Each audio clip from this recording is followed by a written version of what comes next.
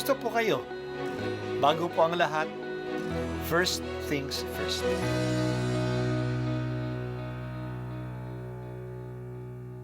Good morning po. Sinisimulan po natin ngayon ang first things first. At dito po, tinatalakay natin sa unang bahagi ng umaga natin ay ang first readings na binabasa po sa banal na misa. Ito pong tinatalakay natin kasi madalas po kasi marami na tayong alam tungkol sa gospel readings. Pero konti po ang nagsasalita sa first readings. Pero ang first readings, bahagi din po yan ng Biblia, ng banal na kasulatan.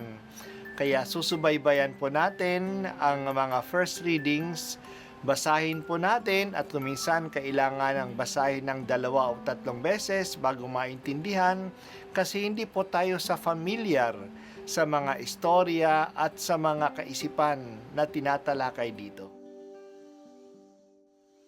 Ang pagbasa mula sa mga gawa ng mga apostol. Noong mga araw na iyon, ang mga mananampalataya ay nagkahiwa-hiwalay dahil sa pag-uusig na nagsimula ng patayin si Esteban. May nakarating sa Phoenicia, sa Chipre at sa Antioquia. Saan man sila makarating, ipinangangaral nila ang salita, ngunit sa mga Hudyo lamang.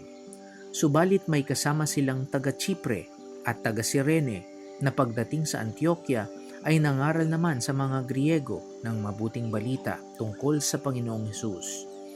Sumakanila ang kapangyarihan ng Panginoon at maraming naniwala at nanalig sa Panginoon.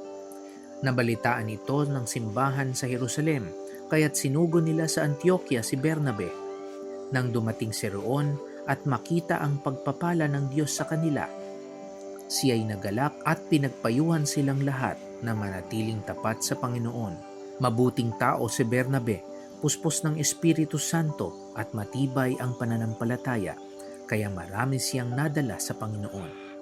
Nagpunta si Bernabe sa Tarso upang hanapin si Saulo at nang kanyang matagpuan ay isinama sa Antioquia.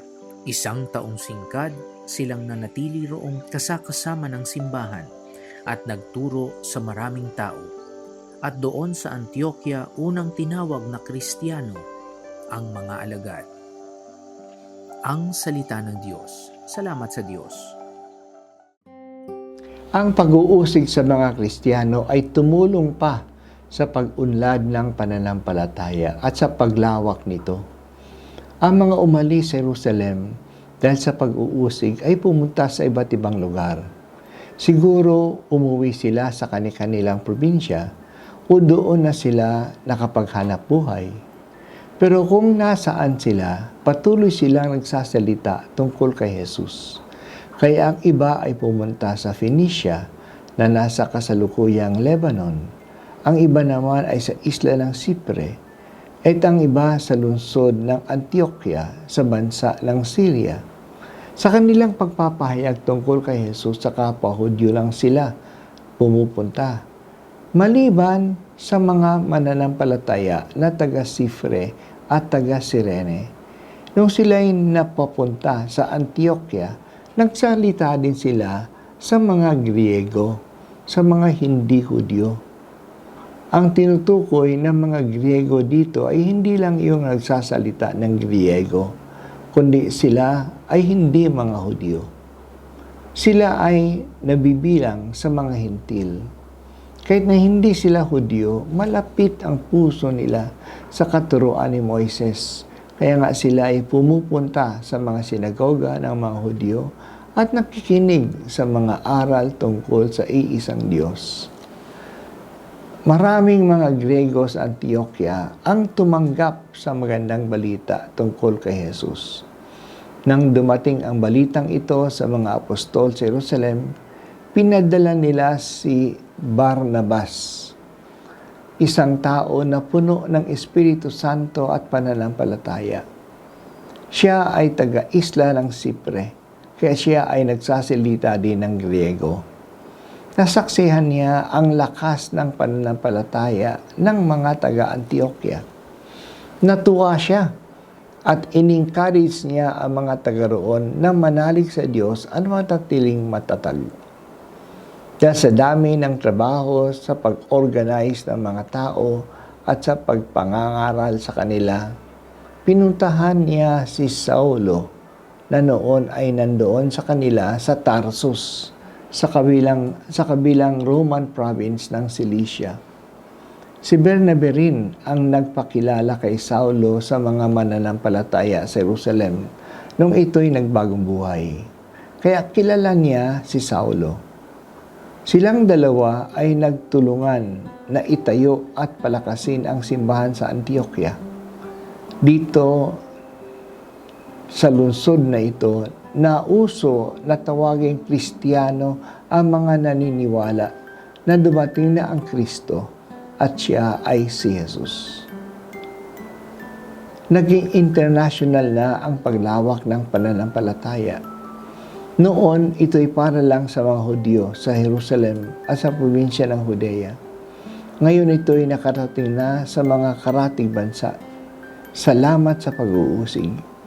At marami na rin hindi mga Hudyo, mga tinatawag na hintil, ang tumatanggap ng magandang balita. Dumikit na rin sa grupong ito ng mga mananampalataya ang pangalang Kristiyano. Sila ay mga Kristiyano kasi naniniwala sila doon na dumating na ang pangakong Kristo. At ito nga ay si Jesus na taga Nazaret. Ang paglawak ng mga Kristiyano ay hindi naaayon sa anumang 5-year plan o strategy planning ng mga apostol. Ito ay ayon sa plano ng Diyos. Ang ginawa lang ng mga apostol ay tumugon sa mga pangyayari na madalas hindi nila inaasahan. Sa maliksing pagtugon sa mga ito, sumunod sila sa plano ng Diyos na siyang may hawak ng kasaysayan. Talagang kumikilos ang Diyos sa kasaysayan. At ang kasaysayan natin ay kasaysayan ng kaligtasan. Pati sa pag-uusig at kahirapan ay ginagamit ng Diyos upang ang kaligtasan ay mas lalong lumaganap. Maniwala tayo na kumikilos ang Diyos sa mga pangyayari sa ating buhay, pati na ang kaguluhan sa politika natin at mga digmaan sa mundo. Ito rin ay mga pagtawag na maging malapit sa Diyos. Ito rin ay tutungo sa kaligtasan. Hindi natin alam papaano pero kumikilos ang Diyos sa mga pangyayaring ito. O Diyos, bigyan mo kami ng malalim na tiwala na nandito ka sa piling namin at kumikilos ka para sa aming kaligtasan. Tulungan mo kaming tumugon sa mga hamon ng panahon na may tiwala sa iyo.